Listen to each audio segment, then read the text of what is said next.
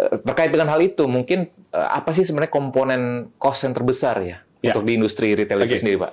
Kita beli jual murah nggak mungkin, kita nggak sediain, itu traffic puller. Betul. Kita diperhadapkan setiap hari begitu loh.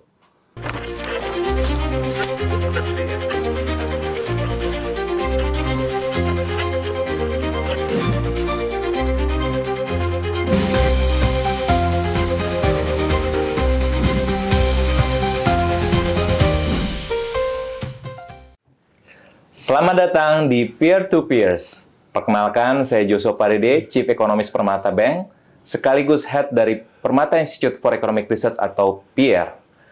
Peer to Peers merupakan program podcast terbaru dari Permata Bank yang bertujuan untuk memberikan informasi terkini dan mendalam terkait dengan kondisi ekonomi, baik secara makro maupun sektoral. Melalui Peer to Peers ini, kami berharap pada peer-peers semua bisa mendapatkan informasi yang andal dan terpercaya terkait dengan perkembangan isu ekonomi terkini.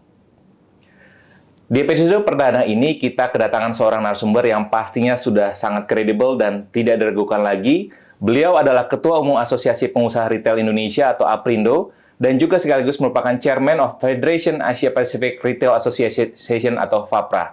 Nah, di edisi perdana ini kita akan bahas prospek industri retail, terutama di tengah kondisi ekonomi, yang kata banyak orang sedang tidak baik-baik saja.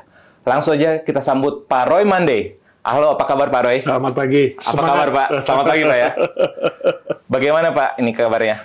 Baik, kabar baik. Semangat, kalau pelaku usaha tuh harus semangat dulu. Sip, betul Urusan Pak. Belakangan ya. Optimisme dulu Pak ya? Optimisme dulu, Oke, semangat siap. dulu. Mantap Pak. Kira-kira apa nih Pak kegiatannya belakangan ini? Ya, saya mengomandani Asosiasi Pengusaha Retail Indonesia.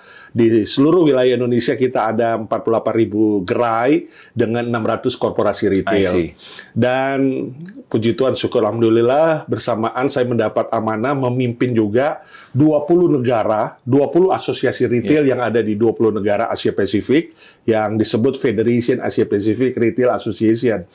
Jadi mulai dari Turki yang paling barat, kemudian yang paling timur itu sampai Fiji. Nah, seluruh Asia, mulai dari tentunya Asia Utara, Tengah, Selatan, ASEAN, Australia, dan New Zealand. Nah, sungguh suatu kesempatan yang berarti karena dalam kepemimpinan ini kami akan coba untuk melakukan peningkatan atau productivity dari negara-negara ini, termasuk Indonesia tentunya, untuk dapat melakukan exchanging products. Produk-produk private label kita di retail maupun juga UMKM kita, ya, ini kita mau bawa ke negara-negara ini, dan juga tentu pasti mereka juga mau bawa produk mereka ke Indonesia. Nah, ini hal yang perlu diangkat, bahwa jangan hanya yang dari luar masuk. Betul. Karena kita ini selalu terima yang dari luar, tapi yang dari dalam nggak pernah keluar. Nah, ini adalah misi utama ketika saya memimpin sebagai Chairman FAPRA, bagaimana produk Indonesia bisa masuk ke retail-retail yang ada di 20 negara ini melalui Asosiasi Pengusaha Retail di Asia Pasifik. Oke, asik. Seperti yang tadi saya sampaikan di awal bahwa kita akan membahas kinerja prospek dan kedepannya dari industri retail. Namun sebelum kita bahas lebih lanjut, Pak, mungkin saya minta tolong ke Pak Roy, mungkin bisa ceritakan sedikit Pak terkait dengan penjelasan ya terkait dengan apa sih sebenarnya yang dimaksud dengan industri retail itu Pak? Ya, Pak. Retail adalah ecer. Jadi kalau kita ambil dari kosakatanya retail dalam bahasa Inggris, tapi kita pakai bahasa Indonesia juga retail. Sama. Hanya nggak ada ejaan A-nya seperti retail ya dalam bahasa Inggris. Retail adalah ecer. Apa artinya ecer? Ecer itu adalah penjualannya satuan. Eceran. Kemana? Ya kepada konsumen tentunya. Retail bukan produsen. Retail bukan manufaktur. Retail bukan logistik, transporter, atau distributor, suppliers. Tetapi retail adalah sektor hilir yang berdagang ecer, ya, sesuai dengan Undang-Undang Nomor 7 Tahun 2014 tentang perdagangan. Kita di Indonesia, retail itu ada 5 tipe. Ada 5 macam retail yang digariskan di dalam Undang-Undang Nomor 7 Tahun 2014 tentang perdagangan. Yang pertama adalah minimarket. Jadi kalau kita tahu minimarket, itu pasti kita langsung konotasinya retail. Supermarket juga seperti itu untuk lebih memudahkan pengertian retail. Kemudian hypermarket juga itu, ya, tipe yang ketiga. Tipe yang keempat adalah wholesaler atau grosir. Dan tipe yang terakhir adalah specialty store. Specialty store ini ada department store, ada brand store. Bedanya kalau department store kan misalnya pakaian tapi beragam macam merek, beragam macam brand. Tapi kalau brand store, satu brand. Ya, jadi membedakan antara department store sama brand store. Kemudian juga ada, ya pakai bahasa Indonesia saja, misalnya bahan bangunan, toko bangunan. Kemudian juga home appliance, ya seperti kebutuhan rumah tangga. Nah, itu dimaksud di dalam specialty store. Jadi, masuk berarti Pak ya? Masuk dalam semua, industri retail. Masuk industri retail. Jadi, retail itu adalah ecer atau pedagang eceran yang langsung menjual produk kepada konsumen dengan berbagai macam tipe, atau yang di dalam Undang-Undang 7 tahun 2014 ada 5 tipe retail di Indonesia. I see, Oke.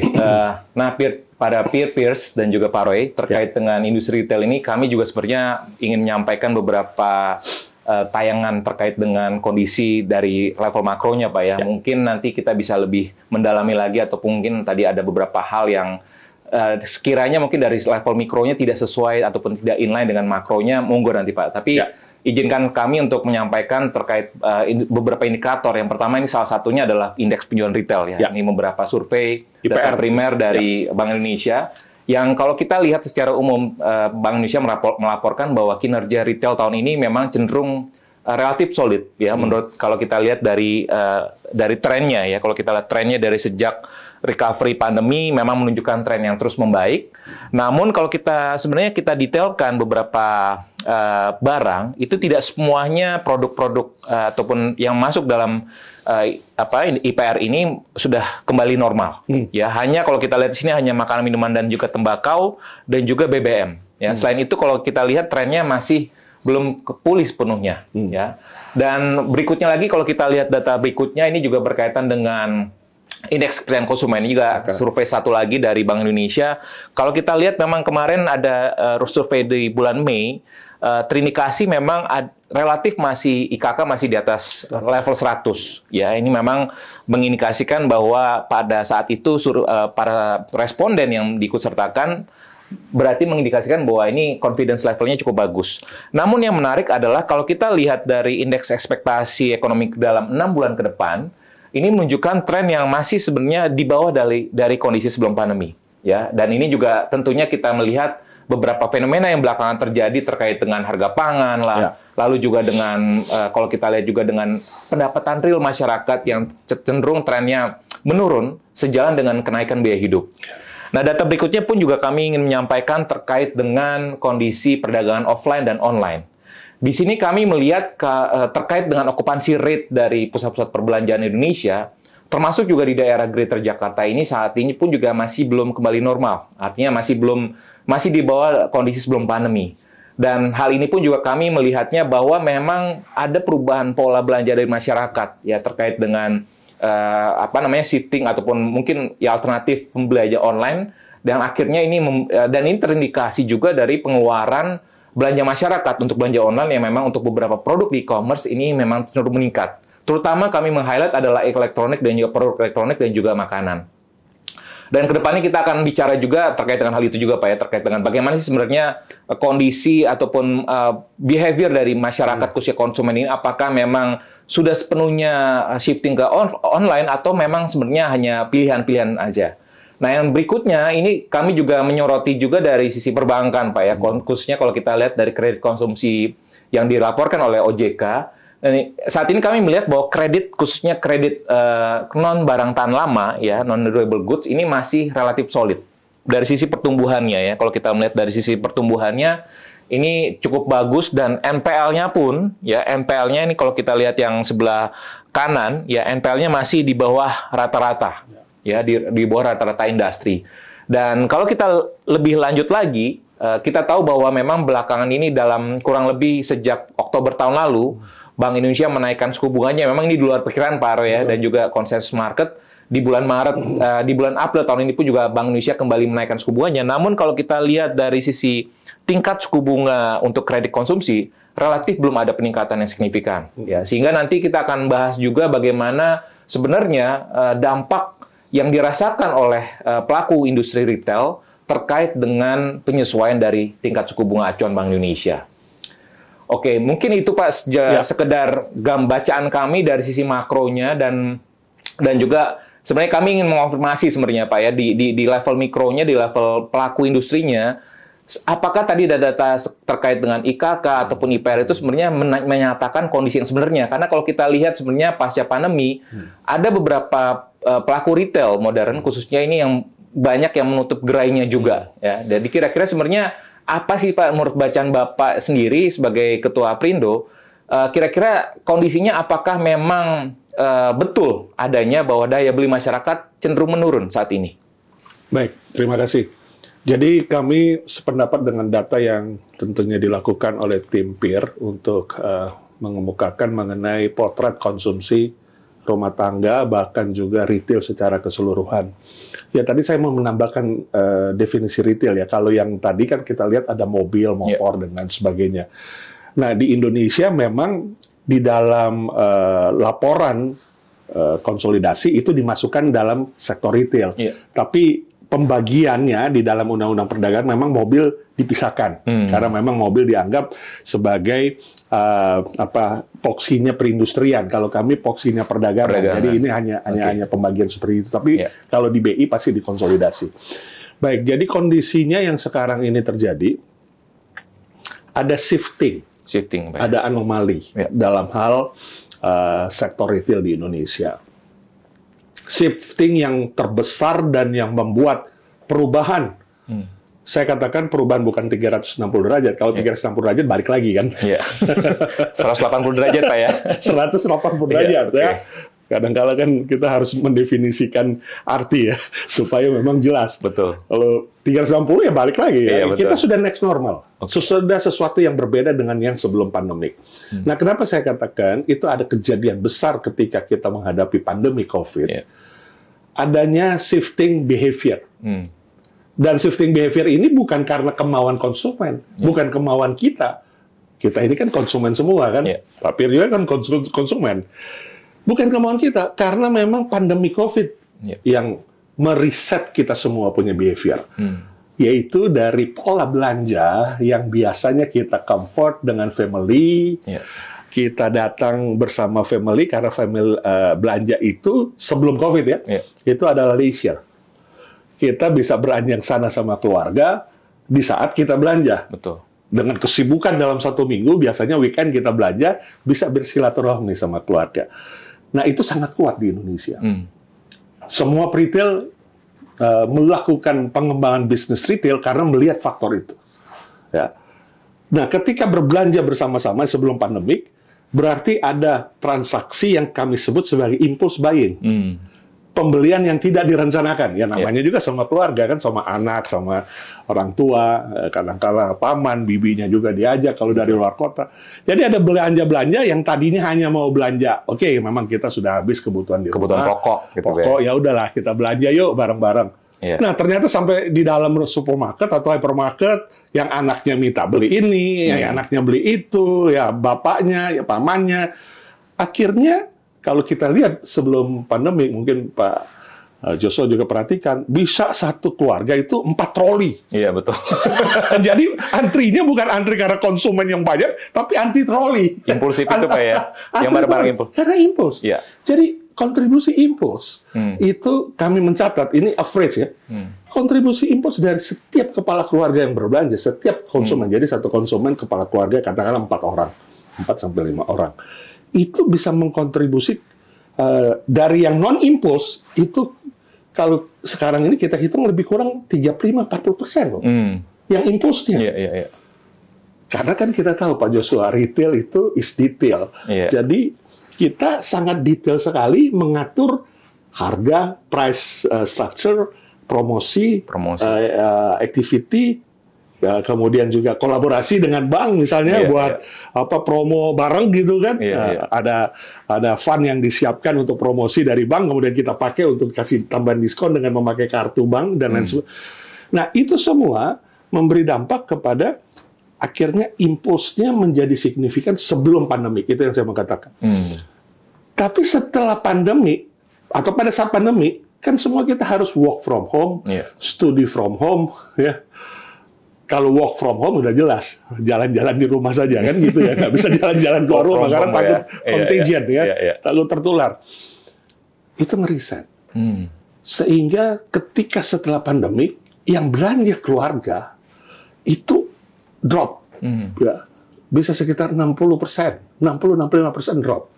Ya karena bapaknya atau ibunya yang mau belanja, nak tinggal aja di rumah, masih ada penularan nih di luar sana. Atau stay aja, atau pembantunya aja yang disuruh beli, atau sopirnya, drivernya aja yang disuruh beli. Nah, kalau sopir atau pembantu yang beli, pasti nggak ada impuls. Iya. Karena pasti akan belanja apa yang dimintakan aja, Pak ya. Buat list. Ada listnya ya. Betul. Dan listnya itu, begitu nggak ada, ya udah lupain, gitu kan. Nggak boleh lama-lama, ntar yuk pulang ke rumah, terjangkit lagi. Lama-lama di luar sana. Jadi itu merubah. Meriset pola belanja kita. Dan setelah saya bincang di FAPRA, itu juga terjadi di negara-negara luar. Jadi fenomena ini bukan hanya di Indonesia. Jadi sama sekali impulsive buying itu jadi nol sama sekali, Pak ya? Kalaupun ada nggak less than 10% lah, di bawah sekali. Itu karena ada percikan-percikan promosi yang kalau di dalam retail kan tiada hari tanpa diskon kan.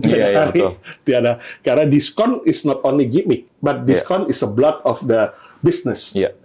Bagaimana engage the customer. So, itu terjadi. Nah, pemantik itulah yang membuat akhirnya sekarang terbawa. Ya. Karena kita kan sekarang udah kita sebut sebagai new normal kan? Kenormalan yang baru ya. Ditambah porsi milenial juga menjadi signifikan dari yang kelompok-kelompok yang sudah senior man, senior woman ini ya. Yang baby boomers. Nah. Jadi mereka diaspora mungkin ya, belanja pulang dari kuliah dari luar, kemudian juga mereka juga ya kembali lagi meriset juga pola belanja dari baby boomers. Yang baby boomers masih pingin guyup bersama keluarga, kalau mereka ya lebih bagus belanja sendiri, kemudian beli yang secukupnya, beli yang secepatnya. Jadi kedatangan kita coba menghitung. Ketika sebelum pandemik, minimal konsumen yang belanja itu nggak lebih atau maksudnya nggak kurang dari 40-45 menit. Mereka akan belanja. Maka ada bisa lebih karena memang mungkin karena besar tokonya hypermarket, jadi kalau jalan pun sudah habis waktu kan. Jadi minimal 40-45 menit. Sekarang second customer untuk belanja kita hitung less than 10 minutes. Nah, 45 menit dengan 10 atau 15 menit, ini bicara baru behavior ya. Customer behavior yang changing. Kan beda sekali. Yang 10-15 menit itu belanja, cari, ambil, cari, dapat, ambil, bayar. Keluar. Nggak kayak yang dulu 45 menit. Cari, muter, cari, muter. Hari ini ada diskon, ini ada diskon, ini ada diskon. It's a very difference. Nah, ini yang membuat akhirnya juga kembali lagi menjawab gimana situasi retail saat ini. Jadi, productivity retail itu sangat terriset dengan adanya pandemi. Nah, oleh karenanya sekarang retail mulai coba memikirkan atau bertransformasi bahwa physical store is a must. Karena itu adalah bisnis di seluruh dunia, tidak ada kota, tidak ada negara yang tidak ada retailnya. Pasti ada retail, physical store. Karena apa? Karena satu keniscayaan, kita beli ikan, beli daging, beli sayur mayur, groceries, kalau di dalam retail, itu kan memang bagus physical ya kita beli ya. Kalau beli, ya mohon maaf, misalnya lewat online, ikannya udah bukan merah, sampai di rumah udah hitam. Udah banyak debu dan asap juga, Pak ya. Karena kelamaan dia. Kan ikan itu kan ambil, langsung masuk kulkas, masak kan. Nah ini lewat perjalanan, mampir, udah hitam ikannya. Sayur juga begitu, sayur masih seger, tapi tahu-tahu sampai di rumah udah layu sedikit karena di dalam box. Jadi yang namanya groceries harus offline. Nah, tinggal membeli offline itu mau tawar-menawar ya silakan ke pasar tradisional ya. Mau yang efektif, efisien, cepat, jelas, langsung ya ke supermarket, ke hypermarket. Makanya ini saya tambahkan juga. Makanya saya heran kalau sampai sekarang masih ada yang mendikotomikan pasar rakyat sama retail. Apa itu yang mau didikotomi? Kalau mau tawar-menawar kan datangnya ke pasar rakyat. Betul. Konsumennya ada yang memang behavior-nya itu mau tawar-menawar. Ya, betul. Tapi kalau yang pekerja profesional pergi pagi pulang sore, ya sore habis kerja ya mereka nggak mungkin lagi ke pasar, mesti pasarnya tutup. Bukan apa-apa pasar rakyat. Pasar kan buka jam 5 sampai jam 7 pagi. Ya nggak mungkin belanja pagi jadi ya pasti ke supermarket. Jadi kita nggak pernah ada masalah sebenarnya dikotomi. Tapi ada aja yang mau mempermasalahkan itu dengan bahasa-bahasa yang, ya ini kan retail mematikan pasar rakyat, apa aja yang mematikan? Kita jalan masing-masing sesuai dengan pola belanja, segmentasi yang berbeda, customer yang punya ciri khas tersendiri. Jadi ini yang berbeda. Nah, kembali lagi ke situ. Jadi terdisrupsilah pola belanja. Kan dengan terdisrupsinya pola belanja akibat pandemi, maka otomatis ke productivity. Nah, itu baru satu hal. Jadi di dalam pandangan kami ada yang macro cause, yang penyebab belanja itu terdampak karena makro, tapi juga ada yang sektor cause. Nah, sektor cause itu adalah yang tadi customer behavior. Saya baru bicara satu poin. Kalau yang macro cause, ya ini kita udah tahu lah, geopolitik. Orang yang menengah ke atas lebih ingin punya ada saving yang lebih, atau juga menahan belanja karena mereka melihat geopolitiknya. Kalau untuk yang kalangan menengah atas, khusus yang atas, itu kan sangat risau dengan kondisi ketidakamanan. Apapun juga itu, baik di Indonesia maupun di luar. Jadi mereka was-was. Kemudian juga defisit supply chain. Ya, karena climate change-nya berubah, panas udah sampai 51 derajat di Thailand, di Myanmar, Indonesia aja sekarang sudah rata-rata 35 derajat katanya. Bukan 28, 29, tapi 35. Kemudian fluctuation inflation, ya itu faktor-faktor yang di global cause. Tapi yang di sectoral cause ya itu tadi customer behavior, kemudian juga customer behavior karena apa? Karena pandemik ya, tadi saya sudah sebutkan. Kemudian juga adanya tambahan channel online. Nah, tapi kalau kami melihat online, itu bukan merupakan penyebab utama. Karena dasarnya adalah ketika kita membeli online, pasti barang-barang yang sudah terdefinisi. Maksudnya sudah kita tahu bahwa memang barang itu layak untuk dibeli lewat online. Tapi barang yang tidak terdefinisi, misalnya kita ragu nih beli baju, tahu-tahu dikirimnya sempit, dikirimnya warnanya beda, atau ya grocery sudah nggak mungkin lah lewat online. Ya.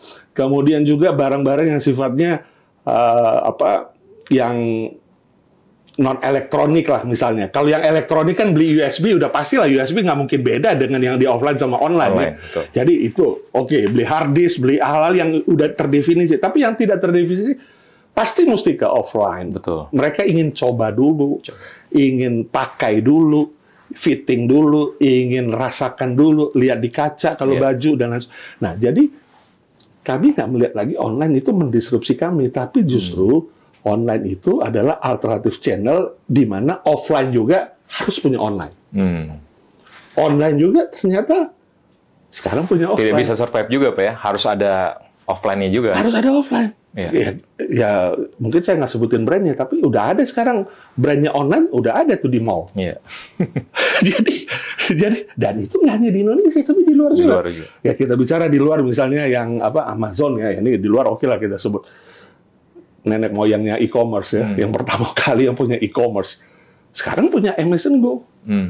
Ya, yang tanpa SPG lagi, tapi semuanya pakai wireless, pakai RFID, ya, masuk ke toko, keluar tinggal tapping, selesai. Jadi nggak ada no cashier, no guard, no Oh, sorry, GAR masih ada, security masih ada. No promotion, GAR, SPG, no salesman dan sebagainya. Tapi nah itu Amazon Go. Jadi kembali lagi bahwa kita nggak melihat itu dikotomi. Jadi yang saya mau menyatakan satu adalah pasar rakyat dan pasar modern tidak dikotomi lagi. Ya, yang mendikotomi itu berarti ada kepentingan, ada alasan untuk menaikkan isu dikotomi. Online offline juga tidak menjadi dikotomi karena online memang banyak yang bilang kan bisa lebih murah karena biaya promosinya nggak ada, biaya merchandise yang nggak ada dan lain sebagainya. Tapi kembali lagi originality-nya. Kemudian kita belanja itu kan karena kita kesenangan kadang-kadang kan, karena kita juga ada bisa memegang, bisa melihat, bisa mengetahui dulu. Nah ini kan hilang kalau di online. Jadi hal-hal yang banyak berbeda itu tentunya artinya yang saya mau katakan ada pangsa pasarnya udah sendiri. Jadi offline dan online sendiri-sendiri. Bahkan sekarang bergabung. Tidak ada lagi offline anggota retail Aprindo yang tidak punya online. Semuanya punya. Semua punya online, Pak ya?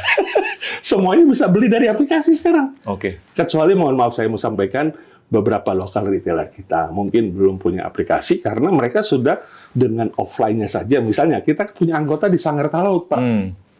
Sanggar Talaut itu di Tahuna, jadi kira-kira 5 jam dari Manado, mesti naik kapal, karena nggak ada pesawat. Dan di Tahuna itu, dia cuma punya 2 retail, dan itu semuanya anggota Aprindo di pulau itu. Di pulau itu. Ngapain online? Oke. Di pulau itu, pasti 5 jam baru dapat kota yang provinsi. Jadi Tahuna lebih dekat ke Filipina, Pak. Nah, Tahuna itu. Jadi, nah itu nggak perlu offline.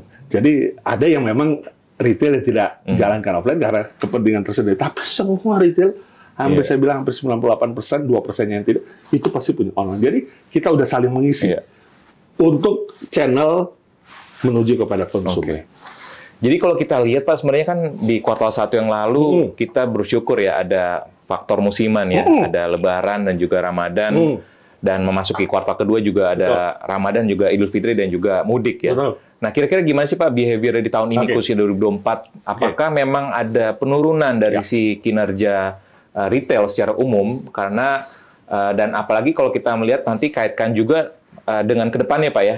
Karena di kuartal kedua ini biasanya ada pembayaran gaji ke-13 ASN, dan nanti juga akan ada pelaksanaan pilkada gitu, dan juga pastinya Natal tahun baru gitu ya. Kira-kira optimisme Bapak seperti apa gitu Pak untuk di tahun ini? Betul. Kalau saya bisa state dari perjalanan ini kita berarti melihat kuartal 1 ya. Dan kuartal 2 belum selesai atau semester 1 pun belum selesai. Nanti bulan akhir Juni, Juli baru kita bisa bicara semester 1 ini. Tapi yang kita lihat dalam kuartal 1 dan memasuki kuartal 2 karena tadi istilah Ramadan ini berpotongan nih kuartalnya. Ya, bulan Maret kemudian April kan sudah kuartal 2 ya. Jadi bulan Maret Ramadan itu puasa itu juga signifikan dan Lebaran signifikan di bulan April. Nah, jadi apa yang terjadi di tahun ini? Tahun ini sektor daripada retail setelah coba kita kan memang ada rutin pertemuan ya per kuartal, kadang-kala ya kita mungkin sebelum per kuartal juga kita pertemuan. Itu yang dilaporkan kepada kami, Aprindo, bahwa pertumbuhannya memang tidak terlalu signifikan dibanding year on year. Dibanding year on year. Tapi khusus tahun ini, ada LNPRT, lembaga non-profit. Terkait dengan aktivitas pemilu kali Pak ya? Pemilu, betul. Jadi lembaga non-profit itu kan bagian daripada konsumsi rumah tangga. Tapi LNPRT ini tidak langsung kontribusi ke retail. Karena LNPRT ini pembelian yang buat partai, konstituen ya, konstituen. Nah, saya pakai sebutnya jadi susah. Untuk kegiatan kampanye lah ya intinya. Konstituen, para pendukung. Baik paslon, lek, apa segala ini, dan juga nanti pilkada ya November. Itu kan mereka membeli tidak ke retail. Mereka membeli langsung ke produser.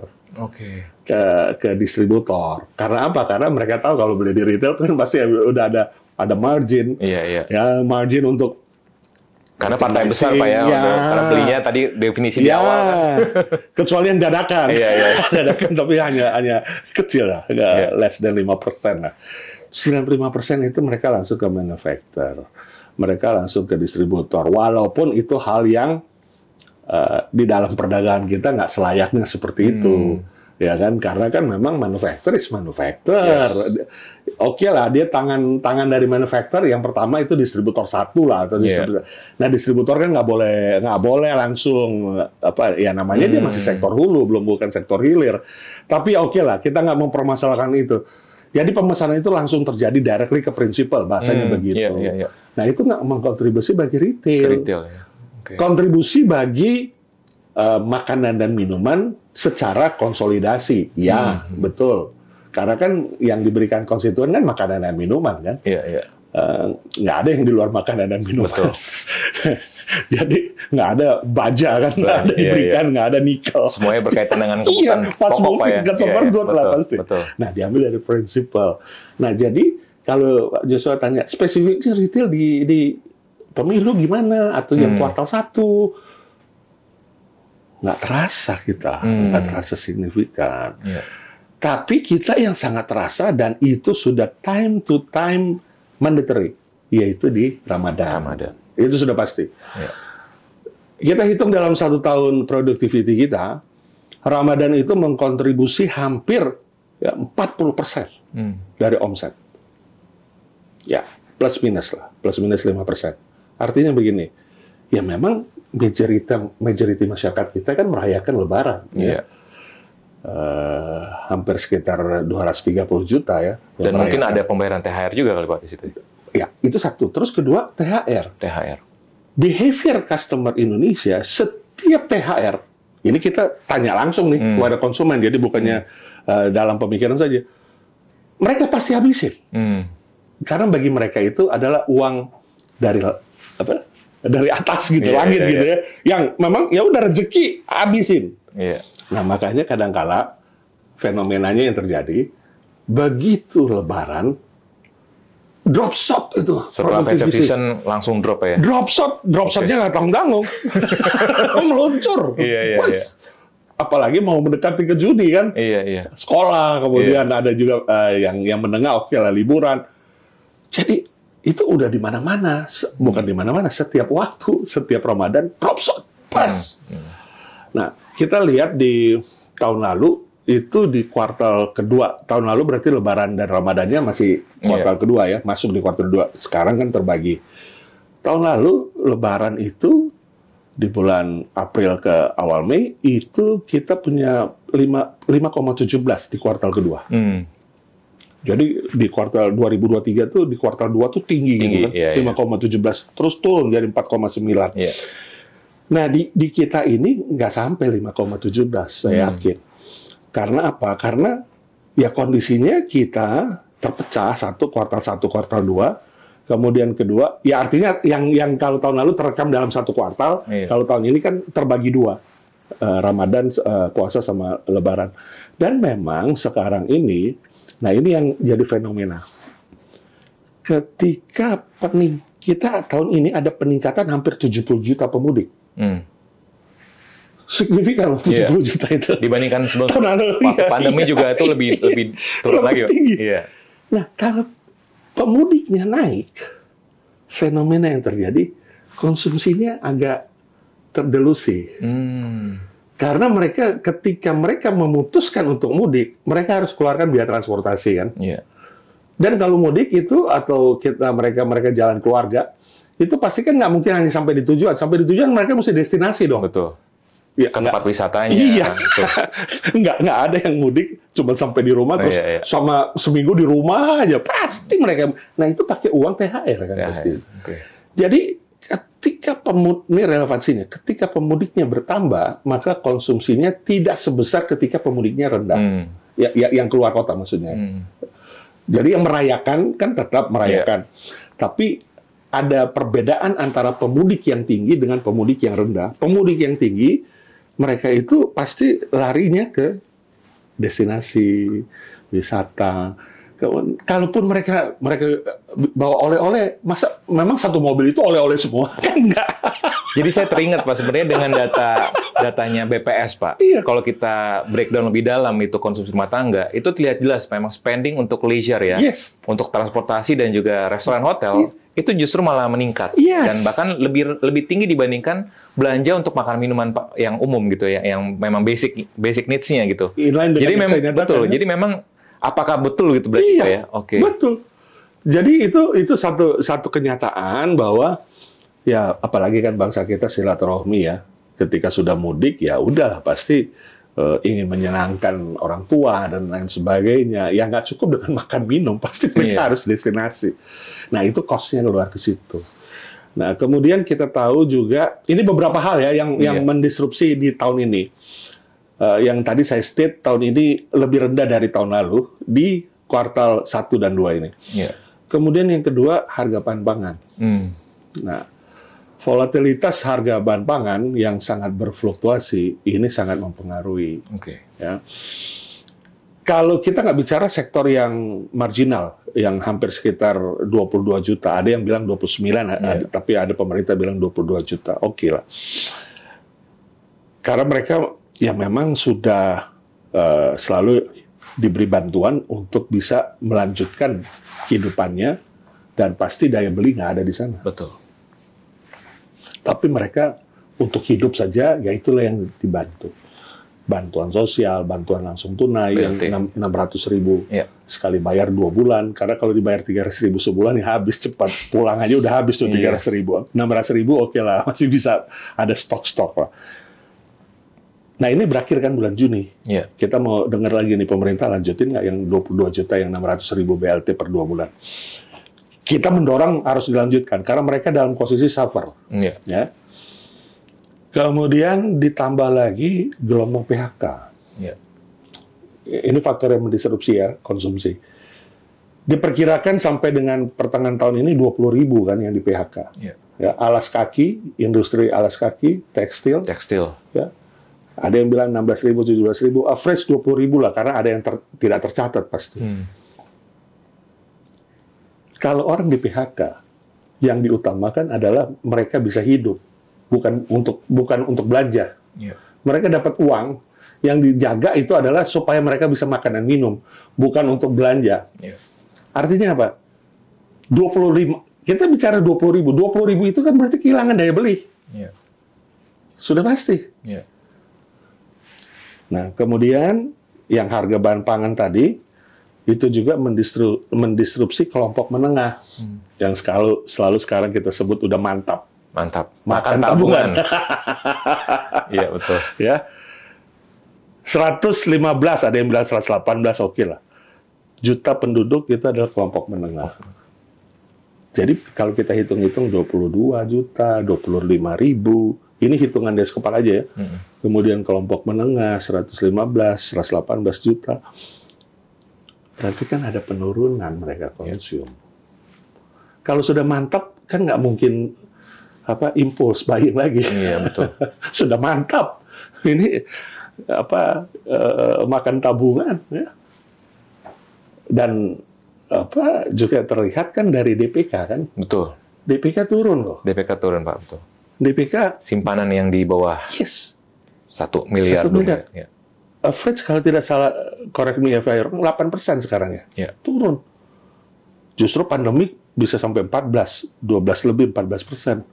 Karena orang simpan. Sekarang orang tarik. Jadi udah hitung berapa tuh? 22 juta, 25.000, 115. Nah terus yang atas gimana? Yang atas itu nggak ada masalah mau keluar uang. Terbukti apa? Masih banyak mobil baru kan keluar di jalan. Mobil barunya nggak tanggung-tanggung lagi, yang overpriced lagi. Nggak ada masalah untuk beli itu.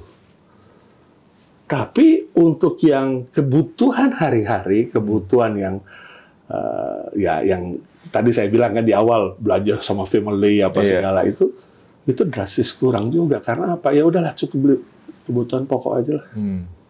Hari ini, ya kan, perang belum selesai, kemudian dengan banyak isu yang sekarang climate change dan langsung orang kalau sudah punya tabungan di atas 10, 20, 30 miliar, itu sangat sensitif terhadap hal-hal yang optimisme itu. Sentimen sekali untuk segala hal yang pernyataan-pernyataan government juga, itu selalu kami ingatkan. Itu untuk kelompok atas itu sangat sensitif untuk pernyataan-pernyataan yang, mohon maaf misalnya, asbun aja gitu. Nggak sistematis, nggak struktur, tapi nggak berdasarkan fakta reality, tapi kemudian di state. Dan akhirnya itu pengaruh sentimen. Jadi nggak bisa test market dulu Pak ya? Test the water ya? Yang kita pelaku usaha pikirkan sekarang adalah krisis kepercayaan. Nah, kelompok atas sangat riskan untuk hal itu. Sehingga ya tidak tertutup kemungkinan kalau kelompok atas itu, mereka kan bisa saving lending di mana saja seluruh dunia. Investment bisa seluruh mana saja di dunia. Nggak ada tertutup kemungkinan juga mereka TT atau wire ke negara lain karena dianggap lebih safe haven daripada situasi kondisi yang, aduh, kok begini ya?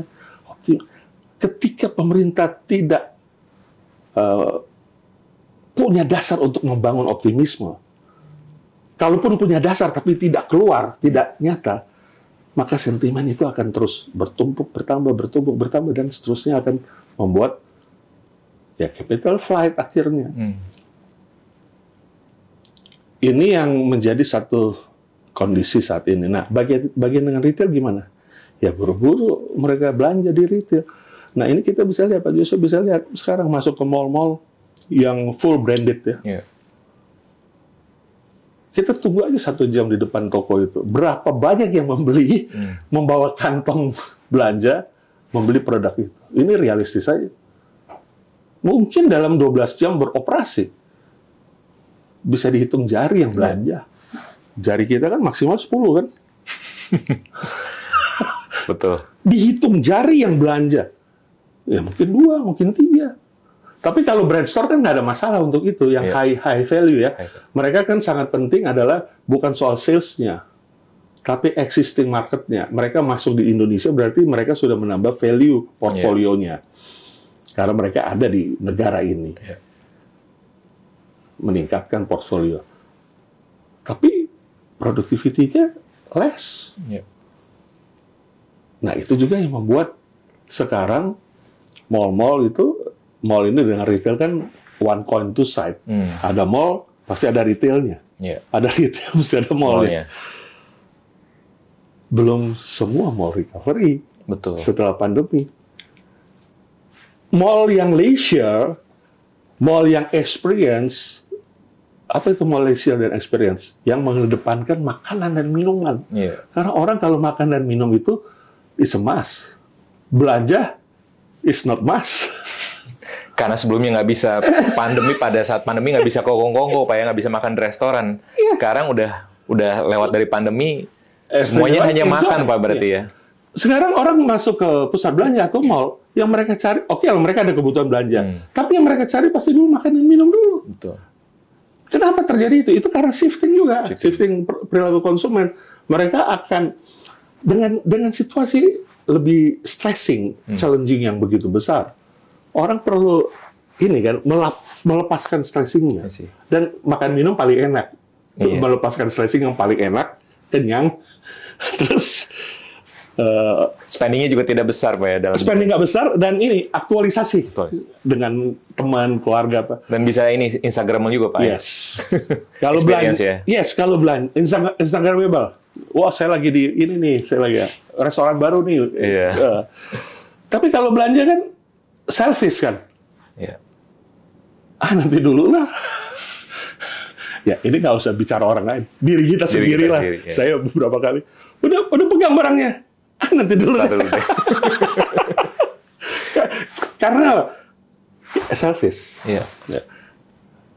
Kepikir, udah simpen dulu lah. Atau tahan dulu lah. Berarti bisa restrain dulu lah. Berarti bisa kita simpulkan bahwa semua ada, Pak ya, semua kalangan berarti, Pak, yang menengah ke bawah, lalu yang kelas menengah dan juga kelas atas ini semuanya mengurangi belanjanya. Saya mau cerita itu dari fakta aja. Berarti saya angkat dari yang marginal, kemudian yang menengah, dan juga yang atas. Yeah. Gimana behavior mereka saat ini di keseharian yang kami berbisnis atau berusaha.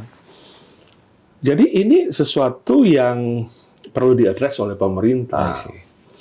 Addressing terhadap sektor marginal sudah bagus, dan banyak negara luar itu melihat bagaimana Indonesia bisa menginjeksi winning terhadap marginalnya. Itu bisa jadi percontohan. Tapi yang loss sama sekali adalah level middle-nya, menengahnya. Karena mungkin government melihat, ya kan masih bergaji, masih ada income dan sebagainya. Tapi kan kalau kita sudah tahu kan hitungannya. Gaji, oke lah, kalau PPNS, ASN itu kan inflasi ditambah pertumbuhan ekonomi. Yeah. Tapi kalau swasta, itu kan sekarang udah lebih rendah dari price fluctuation. Yes, betul. Kita punya kenaikan gaji 3-4% average. Fluktuasi inflasi beras saja sudah 8%. Yeah. Setengahnya berarti. Jadi kelompok menengah itu kenapa mantap? Ya karena uang gajinya itu nggak bisa nutup yang fluktuasi ini. Betul. Nah, jadi dengan kata lain bahwa kondisi ini betul yang Pak Jose katakan tadi, udah semua segmen. Semua segmen, Pak. Nah, untuk itu perlu mitigasi atau kontingensi apa yang dilakukan oleh pemerintah. Untuk apa? Untuk semua level, dan ada highlight untuk level-level tertentu. Level-level tertentu yang middle, karena 115 juta lumayan itu jumlahnya. Jadi gimana nih mereka? Apa pemerintah berpangku tangan aja melihat, ya let the gun by the gun ya, yang terjadilah. Kisera ya. Yang terjadilah. Yang penting marginal ini dijaga, kalau nggak social harassment, terjadi gejolak sosial. Menengah. Nah, saya mau state juga di sini, kita harus perhatikan ya. Ini bukan mengecilkan saudara-saudara kita yang di jalan raya, tapi ini adalah satu fenomena yang harus disadari.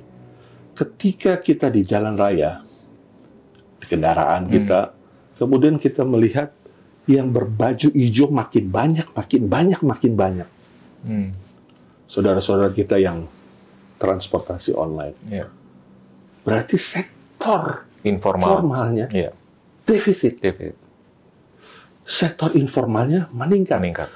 Apa artinya kalau sektor informal meningkat? Daya belinya rendah, Mbak. Baik, iya.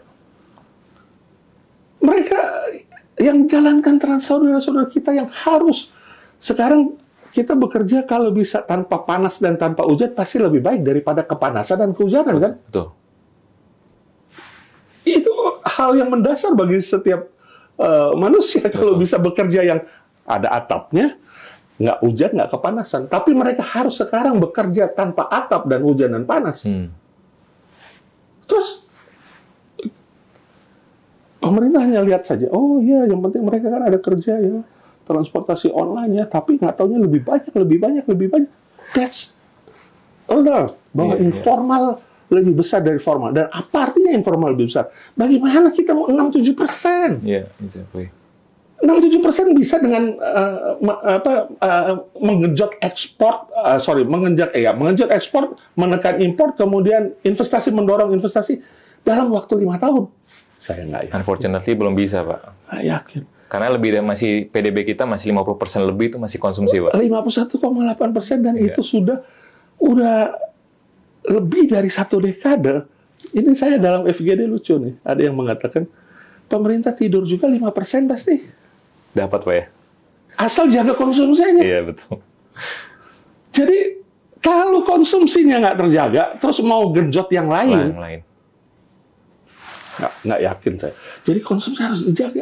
Harus. Kita belum negara pengekspor, kita belum negara importer, dan belum merupakan negara destination for investment. Menuju ke sana, iya. Saya mengapresiasi yang makan siang bergizi. Ya. Oke. Tapi nggak cukup dengan makan siang bergizi, Pak Joshua. Mesti pikirkan juga supply chain-nya. Kan nggak mungkin pakai catering membawa ke Papua, di Gunung Papua sana yang sekolah. Kemudian di Timur-Timur yang di Atambua yang dekat perbatasan. Mau pakai apa makanannya? Mesti ada dapur-dapur. mesti ada supply chain bahan makanan yang masuk. Stoknya gimana Pak ya? Stok Mesti ada gudang ya? Mesti ada stok. Ya. Terus yang gudang dan stok itu mesti dikelola oleh orang yang ngerti, profesional. Betul. Kalau enggak, ya sudah terbukti. Kualitasnya nggak standar Pak ya? Nggak standar kualitas, sama sudah terbukti kok. Pusat distribusi provinsi dan pusat distribusi regional ada 162 gudang ya yang sudah dihibahkan kepada pemerintah daerah dari pemerintah pusat. Yang terpakai hanya 22 gudang.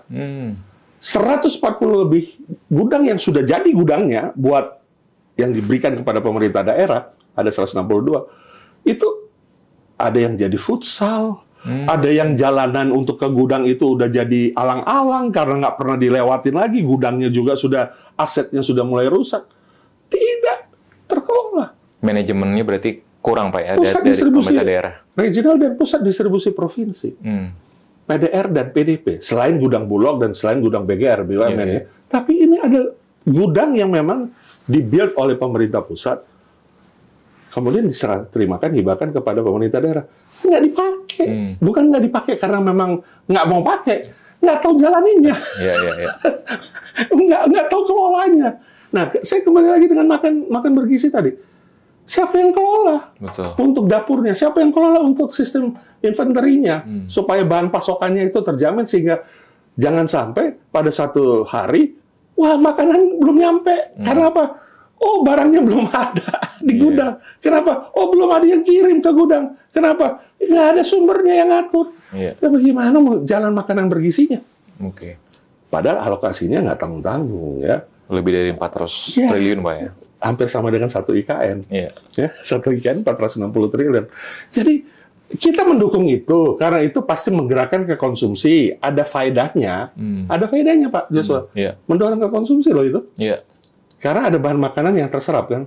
Makanan dan minuman. Kita tahu makanan minuman mengkontribusi hampir 35% juga untuk di dalam kontribusi di sektor-sektor PDB. Tapi kalau nggak di-manage, yang tadi ya, mulai dari supply chain-nya, warehouse-nya, dapurnya, kemudian sampai ke sekolah kan berarti hilirnya tuh. Mereka makan. Nggak di dalam satu cycles, maka ini nggak tercapai nanti. I see. Mungkin saya sedikit tertarik Pak itu terkait dengan mungkin dengan industrinya ya. Kami juga menganalisis terkait dengan operating margin ya, perusahaan retail yang listed companies khususnya Pak. Ini memang apakah memang sudah mendekati kondisi sebelum pandemi kah, atau khususnya pertumbuhan dari operating margin ya Pak ya? Karena kalau kita lihat trennya masih cenderung flat ya, bahkan trennya agak menurun ya. Dan terkait dengan hal itu, mungkin apa sih sebenarnya komponen cost yang terbesar ya untuk di industri retail itu sendiri Pak? Saya pernah menggagas hal ini di dalam satu forum, bahwa sektor perdagangan belum pernah menjadi sektor prioritas dalam APBN. Ya. Either saat pandemik, apalagi sekarang non-pandemik. Saat pandemik saja kita tidak pernah jadi sektor prioritas. Yang jadi sektor prioritas itu adalah energi, manufaktur, energi, komunikasi, telekomunikasi, kemudian juga manufaktur, makanan minuman, kemudian pariwisata masuk sektor prioritas. Saya juga nggak ngerti itu. Saya pernah sampaikan waktu pandemi, gimana sih pariwisata jadi sektor prioritas? Sudahlah, sudah terjadi. Maksudnya kami kenapa? Saat sektor prioritas itu pada saat pandemi itu artinya mendapat alokasi PEN, dana PEN. Nah kita nggak dapat alokasi itu. Alokasi untuk misalnya yang paling sederhana saja. Kita ketahui bahwa sektor manufaktur untuk listrik B3, tarif B3, itu mereka mendapat diskon bila produksi dari jam 12 malam sampai jam 6 pagi. Dapat diskon. Kami kan nggak minta muluk-muluk, kita minta diskon dong listrik kita dari jam 10 pagi sampai jam 3 sore misalnya, atau sampai jam office hour jam 4 lah. Ya. Kenapa? Karena dari jam 10 sampai jam 4, kalau sekarang kita datang di jam 10 pagi buka retail, apakah ada yang datang belanja? Bisa dihitung pakai jari betul. yang datang. Nah, mereka kan datang ke retail itu pasca sore ketika mereka mungkin office hour, Pak ya. Kecuali Sabtu Minggu, tapi Sabtu Minggu kan cuma 2 hari dalam 1 minggu. Yang 4 harinya gimana? Nah, jadi kita sempat mengajukan jam 10 sampai jam 3 lah. Ya. 6 jam lah kita diberikan diskon misalnya. Karena apa? Kita harus operasikan chiller, kita harus operasikan refrigerator untuk menyambut tamu yang datang, listrik, AC apa segala, tapi tamunya nggak ada. Iya. Itu contoh. Kemudian yang kedua, ketika manufaktur dapat, ini bukannya kita mencemburu manufaktur, karena manufaktur harus dibantu padat karya juga. Tapi kan kami padat modal. Ketika tenaga kerja di manufaktur mendapat bantuan subsidi upah, SBU, kita nggak ada. Padahal kita merekrut fresh graduate itu untuk di level yang kasir, SPG, dan itu menempati porsi hampir sekitar 40% dari tenaga kerja. Yang office itu, jadi yang tenaga muda lah ya, tenaga fresh itu 40%, kemudian tenaga yang di toko, yang supervisor, manager itu sekitar 15%, jadi di atas 50% itu ada tenaga yang on field, sisanya baru office. Jadi dengan kata lain, mereka yang 40% ini nggak ada bantuan upah, tetap retail harus bayar.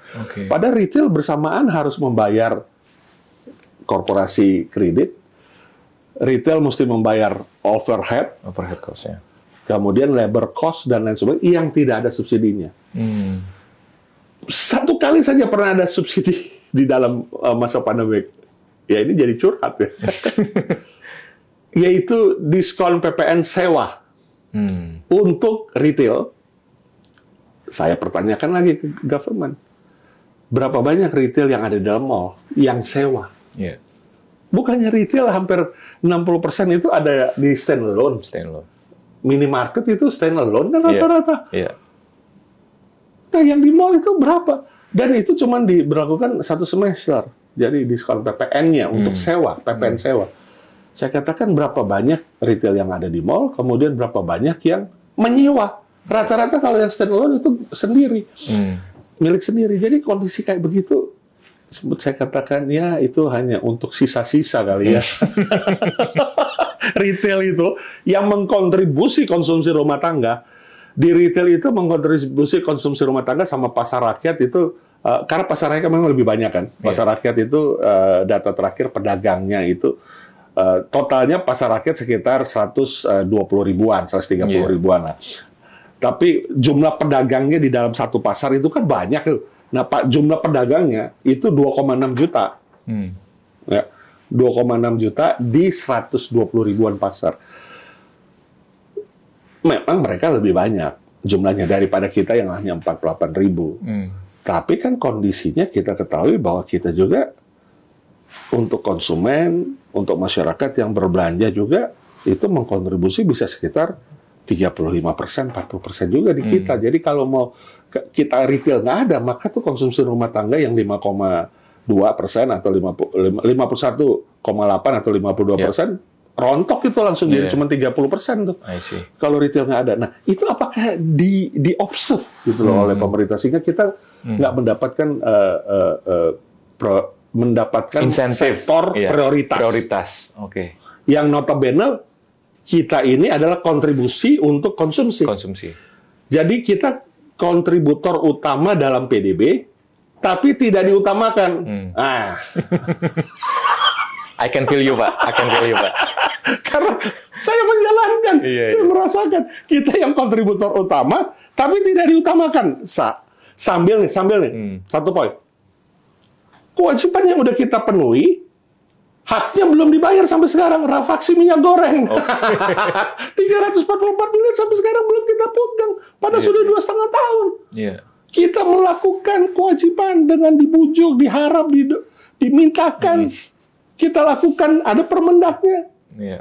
Sekarang belum selesai 344 miliar. Jadi itu yang tadi saya katakan.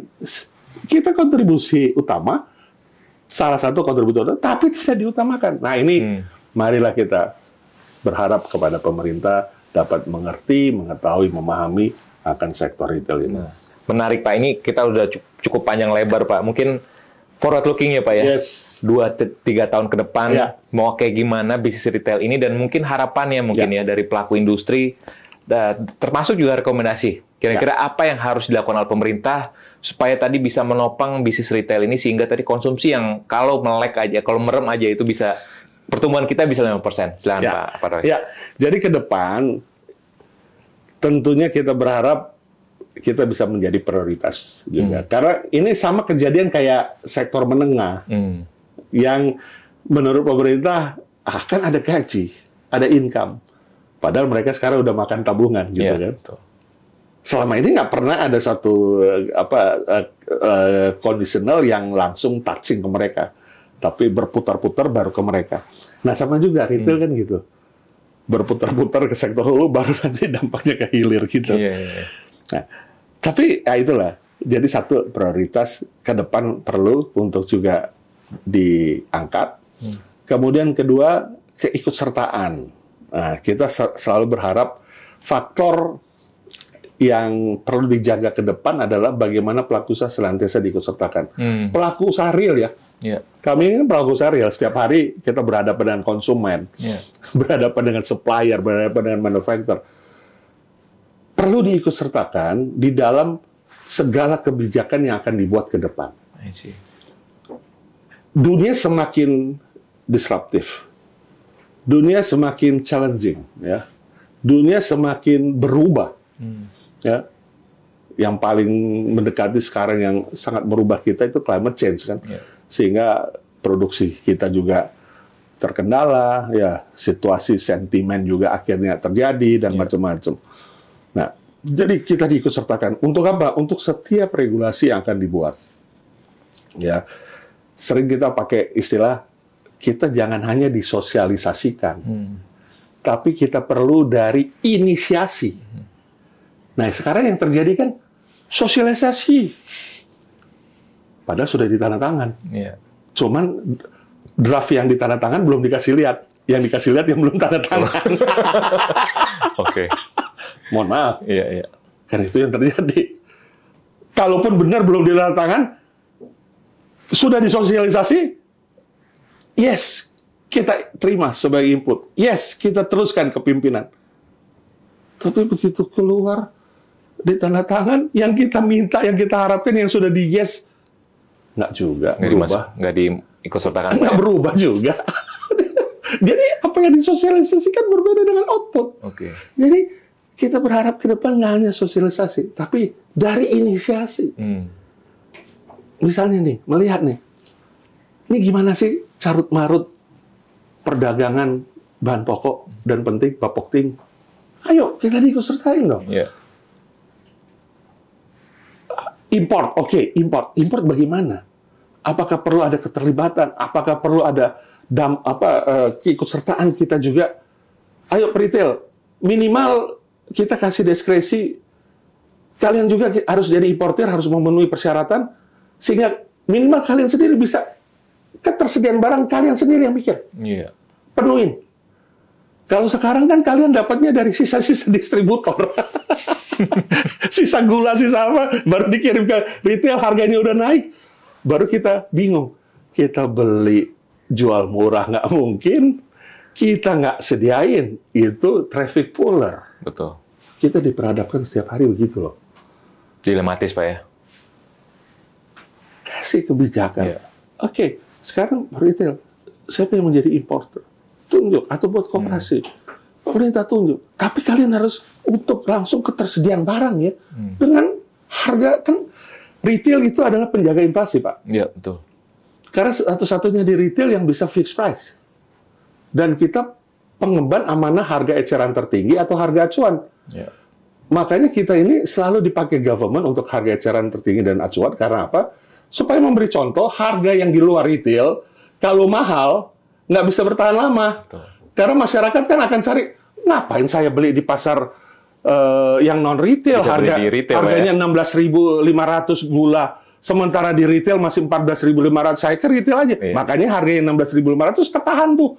Malah mereka bilang, waduh ini nggak laku nih, 16,5. Mereka bilang lagi sama si tengkulak ijon atau spekulan atau agen, turunin, saya nggak laku nih gula saya gara-gara di toko itu jualnya masih HET. Akhirnya mereka turun lagi.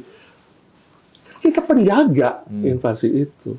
Nah, itu yang kedua. Jadi kita berharap dari inisiasi, tidak hanya sekedar sosialisasi. Kalau yang pertama kan prioritas. Yang kedua, inisiasi selalu terutama untuk yang berkaitan dengan perdagangan, konsumsi rumah tangga. Nah, kemudian yang ketiga, perlunya mitigasi dan kontingensi. Ya. Di dalam setiap kebijakan, tugas pemerintah 3, pembuat regulasi, pembuat anggaran, dan pengawasan. Dalam setiap hal yang kaitan dengan fungsi dan tugas pemerintah, perlu tetap ada tambahan mitigasi kontingensinya gimana. Kalau sekarang masalah beras dipermasalahkan karena produktivitas, kita defisit lagi nih Pak Joshua, 2,45 juta ton, 2,5 juta ton nggak bisa produksi di semester 1 ini, jadi harus impor. Bagaimana mitigasinya? Retail siap loh untuk mempopulerkan makan porang, jual porang. Saya baru dari Bappenas minggu lalu dalam acara Keamanan Pangan Dunia, Hari Keamanan Pangan Dunia, saya sampaikan, kita bisa jadi pelaku untuk mensosialisasikan kepada masyarakat. Masyarakat kan belanja ke kita untuk sorghum. Sorghum itu kalau diolah bisa jadi kue, bisa jadi nasi, bisa jadi macam-macam. Porang juga itu bisa jadi nasi goreng, enak sekali. Dan lebih sehat juga, Pak. Iya, gluten free. Kemudian sagu. Sagu itu lebih sehat daripada tepung tapioka. Jadi kita mau untuk kita sosialisasikan karena kita langsung konsumen, tapi harus didukung pemerintah dong, suppliernya atau bahan pembuat pangannya, supaya bisa kolaborasi dengan kita lalu. Nah, kita bersedia loh mau melakukan itu, tapi apakah ada yang dipikirkan oleh pemerintah untuk melakukan itu? Nah, kan kembali lagi, karena kami mengetahui duduk permasalahannya, kami mau menaikkan, berharap ya dapat direspon dong. Nah, itu memperbaiki produktivitas.